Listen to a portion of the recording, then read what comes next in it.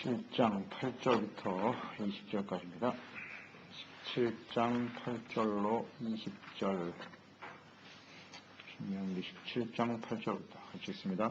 내 성중에서 서로 피를 흘렸거나 다투었거나 구타하였거나 서로 간에 고소하여 내가 판결하기 어려운 일이 생기거든 너는 일어나 내 하나님 여호와께서 택하실 곳으로 올라가서 레위 사람 제사장과 당시 재판장에게 나아가서 물으라. 그리하면 그들이 어떻게 판결할지를 내게 가르치리니 여호와께서 택하신 곳에서 그들이 내게 보이는 판결의 뜻대로 내가 행하되 그들이 내게 가르치는 대로 삼가 행할 것이니 곧 그들이 내게 가르치는 율법의 뜻대로 그들이 내게 말하는 판결대로 행할 것이요 그들이 내게 보이는 판결을 어겨 좌로나 우로나 치우치지 말 것이니라.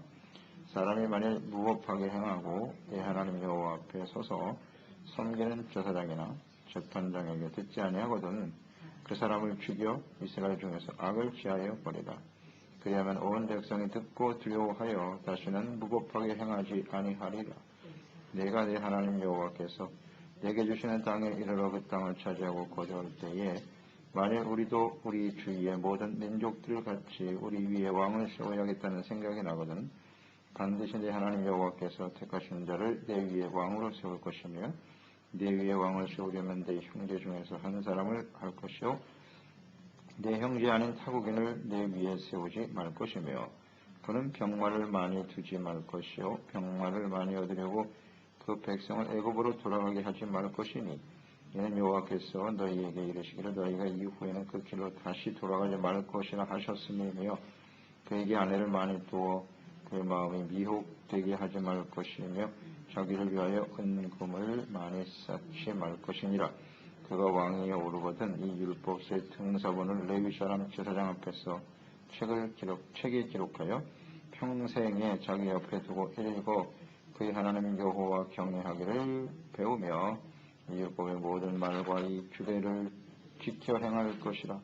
그리하면 그의 마음이 그의 형제 위에 교만하지 아니하고 이 명령에서 떠나 좌로나 우로나 치우치지 아니하리니 이스라엘 중에서 그와 그의 자손이 왕위에 있는 날이 장구하리라.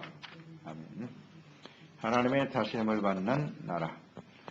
이스라엘 공동체는 하나님이 다스리시는 하나님의 나라죠. 그러므로 당연히 이제 공의가 바로 서 있어야 됩니다. 하나님이 함께 하셔서 다스리고 무엇보다도 하나님의 목전에서 살아가는 거란 말이죠. 하나님이 지켜보시는 가운데 살아가는 사람들이에요.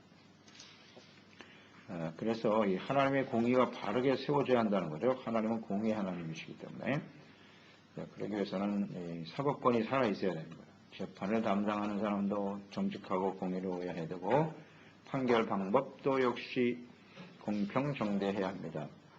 철저한 조사와 또 증인을 근거로 해서 재판하라. 무고한 자가 희생을 당하는 일이 있어서는 안 된다. 또한 공의 재판은 이제 악을 제거하는 거죠. 근본적으로 악을 제거해야 하나님의 다스리시는 하나님의 나라가 바르게 세워질 수 있다는 것입니다. 8절 13절의 내용은 성중에서 일어난 사건을 재판하려고 할 때 판결이 어려운 경우가 있다. 그러면 중앙성소로 가라는 겁니다. 하나님의 택하신 성소에 가서 재판정에 가서 판결을 받도록 하라. 그 재판장은 이제 제사장들이죠. 제사장들이 이제 판결을 내리게 되는데요. 10절 이하에 나와 있죠. 택하신 곳에서 판결의 뜻대로 내가 행하되 판결이 되는 대로 행해야 된다. 또 가르치는 대로 삼가 행할 것이니 그들이 내게 가르치는 율법의 뜻대로 그들이 말하는 판결대로 행할 것이요 좌로나 우로나 치우쳐서는 안 된다.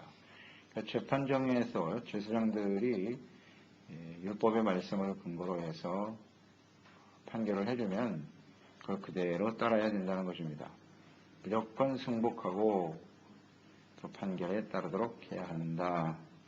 만약에 듣지 않으면 12절 13절이죠. 죽여서 악을 제거하라. 그만큼 이 사법권의 지엄함을 보여주는 거죠. 하나님의 말씀을 근거로. 중요한 건 말씀에 근거해야죠. 그 판결을 하는 사람들이 뇌물을 받거나 하나님의 율법의 뜻에 근거하지 않는 판결을 내린다면 하나님께서 매우 진노하시겠죠. 그래서 우리가 판결을 하는 위치에 서게 된다는 거 아무나 그렇게 해서는 안 되겠죠. 하나님 앞에 정직하고 바른 사람들이 세워져야 하는 것이죠. 거기서의 판결은 하나님의 뜻인 줄 알고 하나님의 백성들은 아멘 하고 순종해야 되는 거예요. 그것이 옳습니다. 그런데 두 가지 중요한 전제가 있다. 판결을 하는 사람이 하나님 앞에 정직하고 공의로운 사람이 되어야 된다는 것과 그리고 그 판결의 기준은 언제나 율법의 뜻대로 이렇게 돼 있죠. 율법의 뜻대로 하나님의 말씀에 기초해야 돼요. 말씀에 근거하지 않는 판결은 하나님이 기뻐하시는 판결이 될 수가 없죠.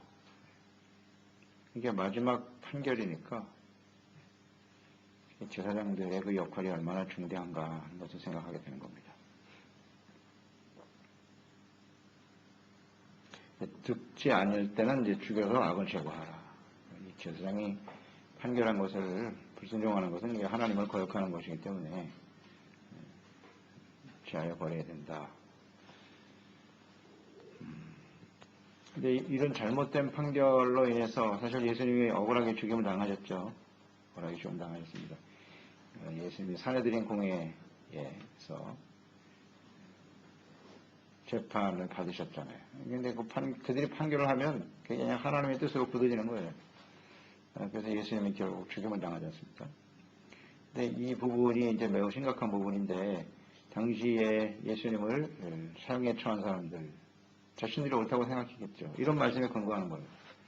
제사장들이 모여서 판결을 내리면 이것은 절대 법이니 따라야 된다. 그러므로 예수님이 십자가에 죽으신 건 당연한 일이야. 정당화됐겠죠? 그 당시엔 누구도 그걸 거스릴 사람이 없었을 거란 말이에요. 그에 대해서 하나님 어떻게 하셨는고 그게 얼마나 심각한 죄인지 알겠죠. 하나님의 아들은 무고한 자를 죄 없으신 하나님의 아들을 십자가에 못 박았으니 하나님의 진노가 얼마나 큰가를 생각해 보세요. 그 일로 인해서 이스라엘이 어떻게 되었습니까? 2000년 동안 나라 없이 떠도는 거예요. 굉장히 무섭죠. 그러니까 하나님의 이 공의를 어기게 되면 당하는 심판이 굉장히 큽니다. 이것을 우리는 이제 하나님 분명한 역사고요. 그게 역사 아닙니까? 역사의 주인은 하나님이시고 거기서 우리는 교훈을 얻어야 돼요. 교훈을 얻어야 됩니다. 특히 판결을 하는 자리에 있는 사람들은 매우 중요한 거예요. 거기서 자기가 판결을 하나님의 말씀대로 제대로 하지 않았다면 하나님께로부터 큰 징계를 받게 됩니다. 두려운 일이죠. 말은 하나님의 말씀을 하는 것 같이 하지만 인간적인 생각으로 판단하거나 뇌물을 받고 잘못 판결을 하는 경우는 매우 심각한 일이 벌어지겠죠. 그래서 이 판결에 위치해 있는 사람들에게 중요한 것은 일단 하나님 앞에 정직하고 바른 사람이 되어야 한다는 것이고 무엇보다도 하나님의 말씀에 능통해야 돼요. 그렇죠? 하나님의 말씀에 능해야 된다고. 이 말씀을 제대로 이해하지 못하고 있으면 잘못된 판결을 할 가능성이 없죠. 그래서 하나님의 말씀을 전하고 증거하는 가르치는 위치에 있는 죄종들. 두 가지 아주 중요한 요소가 있어야 돼요. 하나는 정직하고 바른 사람이어야 돼요. 하나님 앞에서. 이거 끊임없이 검증해야 돼요. 아무나 그냥 이 죄종을 세우면 모두가 다 함께 하나님 앞에서 큰 진노의 심판을 당하게 된다고요. 또 하나는 말씀에 능한 사람이어야 돼요. 하나님의 말씀을 모르는 사람이 어떻게 하나님의 말씀을 전해? 이 굉장히 심각한 문제거든요. 그래서 오늘날 우리 신학대학이나 이런 데 보면 참 마음이 답답해요. 하나님의 말씀에 대해서 열심히 공부하지 않고 별 쓸데없는 걸 공부해. 저도 공부해봐서 알지만 말이죠. 답답해요. 답답해. 핵심적인 진리를 하나님의 말씀 속에서 하나님이 어떤 분인지 하나님이 무엇을 원하시는가에 대해서 깊이 있게 말씀을 나누고 배우고 공부하고 이런 걸 훈련을 시켜야 됩니다. 그냥 지식적으로만 계속 이렇게 접근을 하려고 하니까 엉뚱한 소리만 하는 거죠. 참 안타까워요. 정말 안타까운 것 같아요. 그런 사람들이 어떻게 올바로 하나님의 뜻을 가르치며 전도할 수 있을까? 아쉬움이 남죠. 심각한 문제이기도 하고요. 판결이 그게 마지막 판결입니다. 그렇게 되니까 뭐 하나님께 대한 하나님 말씀에 대한 어떤 존엄함에 대한 생각 별로 없잖아요. 오늘날 성도들도 하나님의 말씀을 전하는 죄종들 자체를 신뢰하지 못하고 있으니까 말하는 것도 그게 또 무슨 인간적인 얘기를 하시나 이러고 있는 거죠. 그러니까 하나님의 말씀으로 들리지 않으니까 하나님께 대한 경외심이 전혀 없어요. 이게 다 같이 망하는 거예요. 이게 오늘날의 형국이라고요. 이거 정말 조심해야 돼요. 참 안타까운 일이기도 하고요. 다 같이 망해가는 겁니다. 성도들 자체도 말씀에 따라서 순종하려고 하는 자세가 없어요. 우리가 늘 말씀드리지만 우리가 나와서 하나님의 말씀을 배우고 듣는 목적이 뭐냐? 순종하기 위해서. 듣고 배워야지 자기 자신만을 위해서, 이익을 위해서 하나님의 말씀을 대하려고 하는 건 옳지 않죠. 이것이 아주 정확하게 나타나 있네요. 그 다음 14절 이하 20절 말씀은 장차 이스라엘 백성들이 주변에 있는 나라들처럼 이방 사람들처럼 왕을 세워달라고 하는 요청하는 경우가 생길 것이다. 너희도 우리 주위의 모든 민족들과 같이 우리 위에 왕을 세워야겠다는 생각이 나거든. 하나님께서 정확하게 이걸 예언해 놓으셨네요. 그러니까 이스라엘은 신정 국가죠. 하나님이 왕이 되어 다스리시는 나라라고요. 그런데 하나님의 백성들이 하나님의 다스리시는 나라를 좋아하지 않아요. 우리도 왕을 세워주세요. 이런 요청이 반드시 있게 될 것이다. 자, 이 말씀이 하나님은 전체를 보고 계시다는 걸 알 수 있어요. 이스라엘 역사 전체를 보고 있다고요. 사울 왕이 세워졌죠. 사무엘 시대에 이 말씀이 그대로 현실화됐잖아요. 우리도 왕을 세워주세요 하고 요구하죠. 이 말씀을 한 때로부터 한 400년이 흐른 거예요. 그러니까 가나안 땅 들어가서 사울 왕이 될 때까지 역사적으로 보면 400년 정도의 시간이 흐르거든요. 그러니까 400년 후에 일어날 일을 하나님 미리 알고 계시네 이렇게.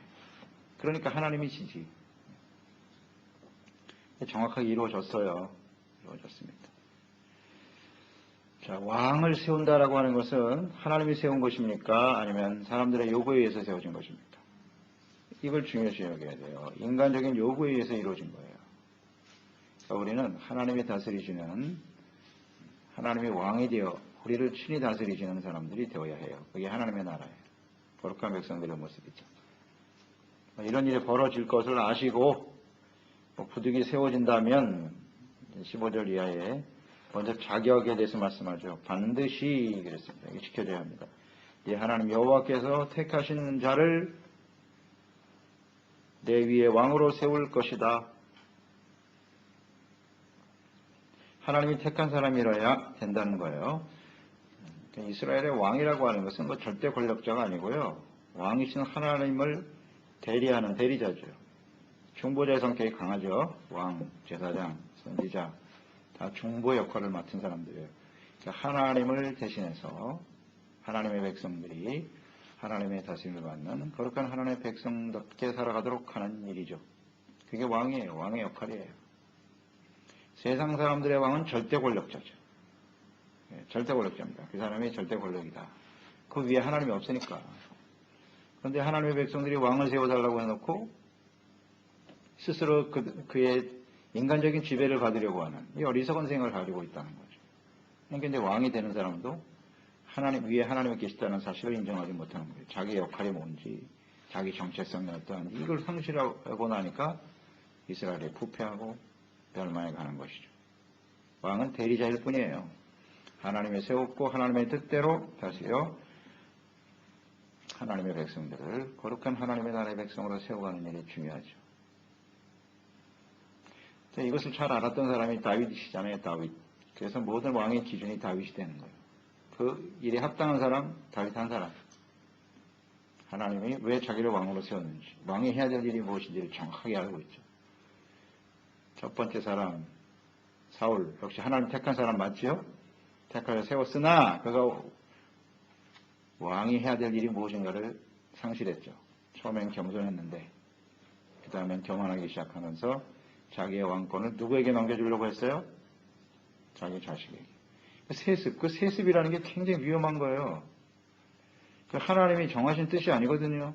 내가 왕이 됐으니까 내 자손 대대로 왕이 되리라. 그건 하나님이 언약하기 전까지는 있어서는 안 되는 일이에요. 하나님이 택한 사람이 돼야지. 이걸 어긴 거죠. 이 사울이. 아주 인간적인 생각을 했던 거예요. 그러니까 다윗이 자꾸 일어나니까 그를 치고 자손 대대로 자기의 왕권을 이어가려고 하는 거예요. 그건 하나님의 뜻이 아니죠. 그러나 다윗의 경우는 달라요. 다윗의 경우는 하나님이 약속을 하셨어요. 내 왕위를 하나님이 이어주시겠다고 약속하셨기 때문에 그게 정통성이 있는 것이고 하나님의 뜻대로 세워지는 것이지. 이걸 우리는 잘 생각해야 합니다. 그러니까 하나님의 뜻대로 택한 사람이 돼야 한다. 그러니까 이 왕위를 결정할 때 다윗이 왕이지만 그 왕위를 결정할 때도 어떻게 해야 돼요? 자식이니까 무조건 다 되는 게 아니라 그 자식들 중에서 어떻게 해야 돼? 하나님이 택한 사람을 뽑아야지. 이게 하나님이 굉장히 중요한 기준이에요. 왕이 될 때 반드시 하나님이 택한 자를 세워라. 그러니까 내가 누구를 더 편애하고 사랑하고 이건 중요한 게 아니고 하나님 앞에 기도해야죠. 어떤 사람이 왕이 돼야 됩니까? 이것을 훌륭히 순종했던 사람이 다윗이죠. 그러니까 솔로몬 같은 사람이 왕이 되어서 나라가 강성해질 수 있었죠. 인간적인 생각으로 하면 솔로몬이 왕이 돼서는 안 되죠. 바세바. 그것으로 인해서 얼마나 많은 고통과 아픔이 있었어요. 형제들 간에 서로 죽이고. 자신의 죄로 인해서 난 자식이잖아요. 불의의 씨앗이라고 사실은 바세바를 통해서 솔로몬이 태어났으니까.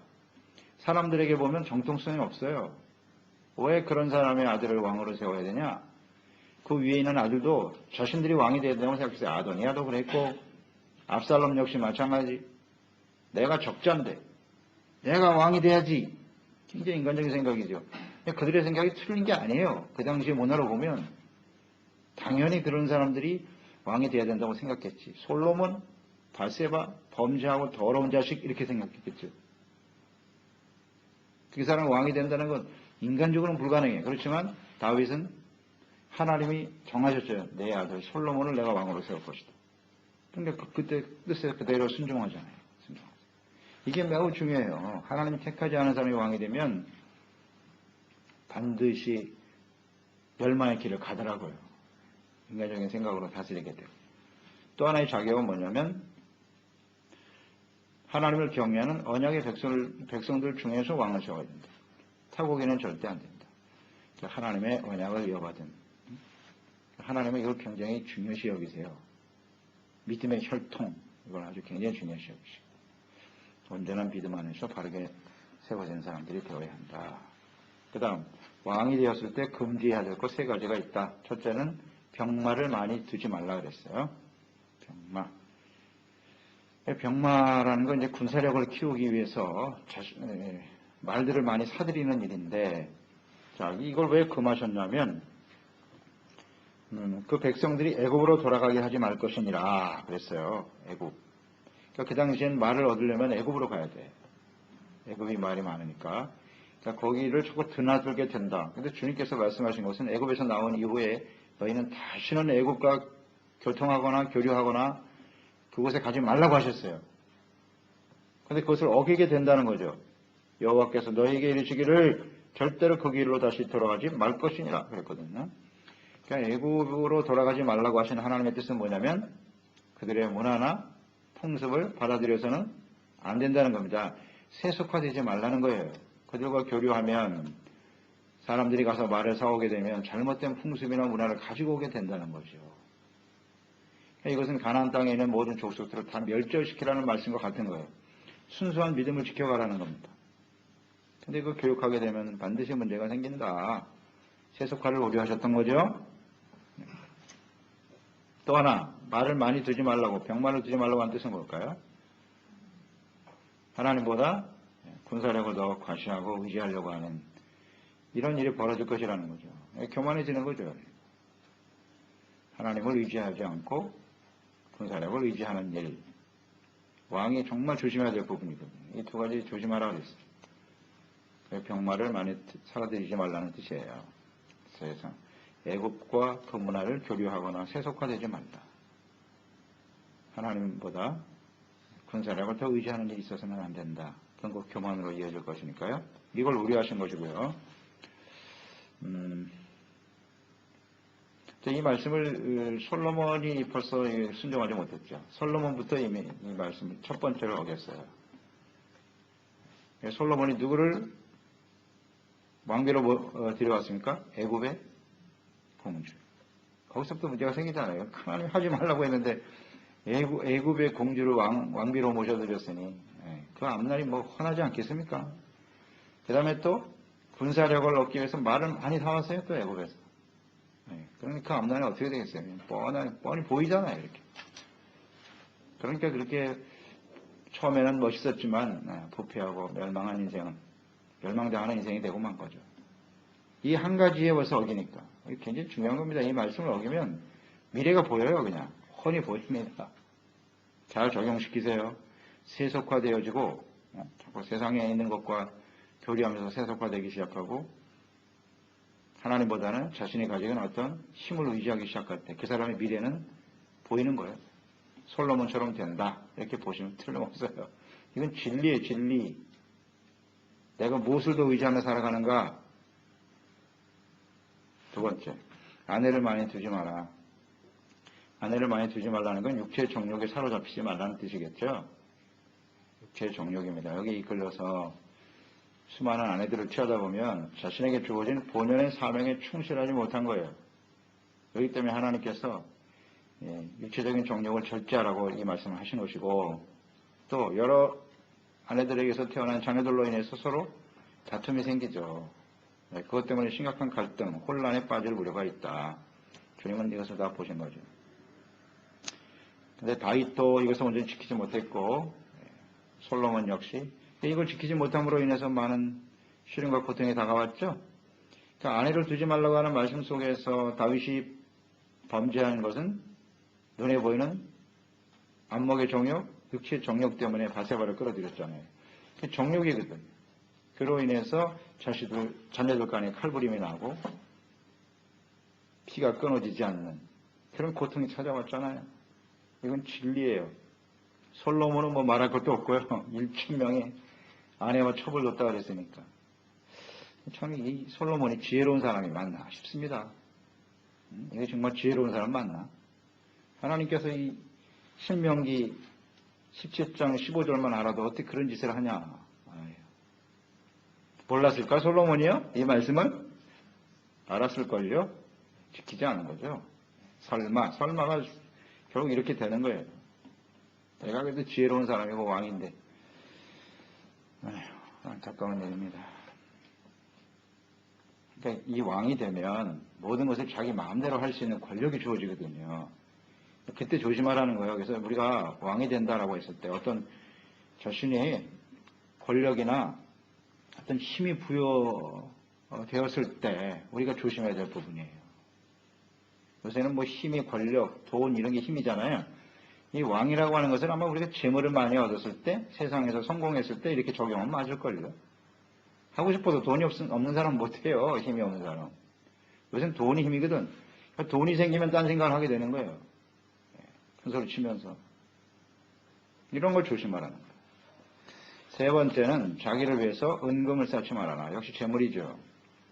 지도자들이 왕과 지도자들이 반드시 지켜야 될 일이에요. 조심해야 될 부분이에요. 죄종들도 마찬가지고요. 모든 사람들에게 다 적용이 되는 거예요. 재물에 대한 욕심이죠. 그러니까 왕이 해야 할 일은 뭐냐? 백성과 나라의 안녕과 복지를 위해서 헌신해야 되는 거죠. 어떻게 하면 이 나라와 백성들이 잘 살아갈까? 이것이 올바른 왕의 자세일 텐데 왕이 개인적인 재산 축적에 눈이 멀면 과다한 조세로 인해서 백성들을 궁핍에 몰아갈 수밖에 없죠. 세금을 많이 걸어들여야 자기 부를 쌓을 수 있으니까요. 뭐 역사에 보면 이런 어리석고 엉터리 왕들 너무나 많죠. 나라를 파탄내고 이런 게 다 문제죠. 그 다음에 이런 사람은 반드시 사치와 향락에 빠지게 돼 있어요. 뭐 인간은 어쩔 수 없어요. 모든 사람은 다 이런 모습으로 간다고 봐야죠. 간다고 봐야 됩니다. 솔로몬도 여기에 걸렸고요. 그래서 하나님 앞에서 왕이 될 때 이 세 가지를 금해야 된다. 금해야 될 세 가지 이거 우리에게 잘 적용을 시켜야 돼요. 우리가 성공했을 때, 어떤 힘을 가졌을 때, 지도자의 위치에 섰을 때 이것을 조심하라. 이거 어기면요 바로 멸망의 길을 갑니다. 어쩔 수 없어요. 그 다음에 금해야 될 일 외에 반드시 해야 될 일이 있다. 적극적으로 추진할 일이 있는데 18절, 19절이죠. 율법서의 등사본을 제사장 앞에 책에 기록해서 자기 옆에 두라. 평생에 자기 옆에 두라. 하나님의 율법의 말씀을 가까이 두고 끊임없이 읽어라. 그래서 뭘 배워야 돼요? 여호와 경외하기를 배우며 율법의 모든 말과 규례를 지켜 행할 것이니라. 하나님의 거룩한 백성들이 되도록 해야 되는 거죠. 그러니까 이 왕이 하나님의 이 말씀을 제대로 이해하지 못하면 왕으로서 역할을 할 수가 없다. 없죠. 당연히 없죠. 하나님 말씀을 모르는데 하나님 말씀을 모른다고 하는 것은 결국 뭐예요? 자기 생각대로 하는 게 그냥 자기가 옳다고 생각하는 대로 자기가 옳다고 여기는 대로. 매우 위험하죠. 매우 위험하죠. 자기 뜻대로 다스릴 수밖에 없어요. 하나님의 말씀에 기초한 사람들이 되어야 되지요. 하나님을 경외하고 말씀대로 세워가야 한다. 매우 중요한 문제예요. 이것을 잘 지킨 사람이 이스라엘 역사를 보면 그렇게 많지가 않죠. 많지가 않아요. 많지가 않습니다. 하나님의 말씀을 가까이 하고 그 말씀대로 순종하는 사람들은 진짜 성공했어요. 열왕기에서 보면 잘 나와 있죠. 성공한 왕들, 히스기야라든지 하나님의 말씀을 발견하고 바르게 세웠던 사람이 그렇게 많지가 않아요. 다윗 시대를 빼놓고는 많지가 않습니다. 마지막 요시야 왕, 요시야 왕이 성공할 수 있었던 비결은 성전을 수리하다가 율법책을 발견했잖아요. 그때서야 발견했어요. 그러니까 그 전까지는 그 율법책에 그냥 숨겨져 있었던 거라요. 그러니까 그 나라가 잘 될 수가 있나, 그런 나라. 그거 발견해서 읽어나 보니까 심각하거든요. 야, 우리가 무슨 짓을 한 거냐, 이 도대체. 회개하고. 그 율법책을 가지고 모든 백성들에게 듣게 해야 된다, 이건. 가르쳤잖아요. 그럴 때 강성한 나라가 세워졌죠. 그런데 그 밑에 있는 아들 세 명이 그냥 완전히 나라를 말아먹었어요. 하나님의 말씀대로 바르게 세워져야 되는데 왕이 됐다고 하는 것은. 남들은 잘 가르쳤는데 자식들이 이 말씀대로 잘 가르치지 못한 것 같아요. 요시아가. 그건 어쩔 수 없어요. 마지막을 향해서 가는 시대에는요. 말을 잘 안 들어요. 그래서 우리도 우리 자신이 하나님의 말씀 앞에 늘 순종하고 그 말씀이 중심이 되는 삶을 살도록 힘써야 되고 우리 자녀들을 철저히 가르쳐야 돼요. 요시아의 아들들처럼 되면 안 돼요. 지금이 마지막 때거든요. 마지막 때이기 때문에 그 아들들처럼 되기가 아주 쉬운 시대에 우리가 살고 있다는 거예요. 어쩔 수 없어요. 시디기야 마지막 왕이잖아요. 그렇게 되는 거예요. 어쩔 수 없어요. 그 길을 간다고. 그래서 철저하게 말씀 중심으로 자녀들을 양육하고 세워가는 일에 힘써야 돼요. 이거 우리가 해야 될 일이에요. 20절 그리하면 이것만 잘 지키면 돼요. 그 마음이 형제 위에 교만하지 않을 것이고 하여튼 왕이 조심해야 되는 거 항상 교만이에요. 높은 자리에 올라가면 교만해서는 안 되는 거고 교만한 이유가 뭐냐? 하나님 앞에 서지 않기 때문에. 그러니까 우리가 겸손하는 방법은 딱 한 가지밖에 없어요. 하나님 앞에 서야 돼요. 하나님 말씀 앞에 서 있어야 사람이 겸손해지지 말씀이 없는 사람은 다 자기 중심이거든요. 그러니까 교만해지죠. 좌로나 우로나 치우치게 되고요. 제멋대로 사니까요. 기준이 없는 인생이에요. 좌로나 우로 치우친다는 건 기준이 없는 인생이에요. 그러니까 하나님의 말씀이 기준이 안 되니까 왔다 갔다 하는 거죠. 상황에 따라서 움직이고 감정에 따라서 움직이고 치우친다. 그와 그의 자손이 나오잖아요. 왕위에 있는 날이 장구하리라. 장구해진다. 길어진다. 그러니까 우리가 주어진 건불 10년이라는 말도 있잖아요. 세상에서. 권력을 잡아봐야 길어야 10년인데 왜 그래요? 다 이것 때문에 망하는 거예요. 역사를 보세요. 다 배우는 거죠. 그럼. 길어질 수 있는 방법은 하나님 앞에 서는 거예요. 겸손해야 돼요. 언제나. 하나님 앞에서 겸손하고 주님의 말씀을 잘 받으면 자 우리가 열심히 수고해서 많은 부와 영광을 축적했다고 봅시다. 그걸 자녀들에게 넘겨줬는데 그 자녀에게 얼마나 간다고요? 길어야 10년. 그건 진리예요. 길어야 10년입니다. 하나님의 말씀으로 준비되지 않은 자녀들이 그걸 가지고 어떻게 할까? 부패하고 썩는 거죠. 그 자식을 죽이는 거예요. 그거는. 하나님의 말씀으로 제대로 세워지지 않은 사람들에게 뭘 넘겨주면 반드시 부패하게 돼 있어요. 그거는 당연하지 않겠어요? 그래서 우리는 마지막에 우리 자녀들에게 남겨줄 것은 말씀밖에 없어요. 하나님 중심으로 살아가는, 장구히 잘 살아야 되니까 우리 자녀들. 오랫동안 사는 길은 이 길밖에 없잖아요. 여기 나와 있잖아요. 그날이 장구하리라.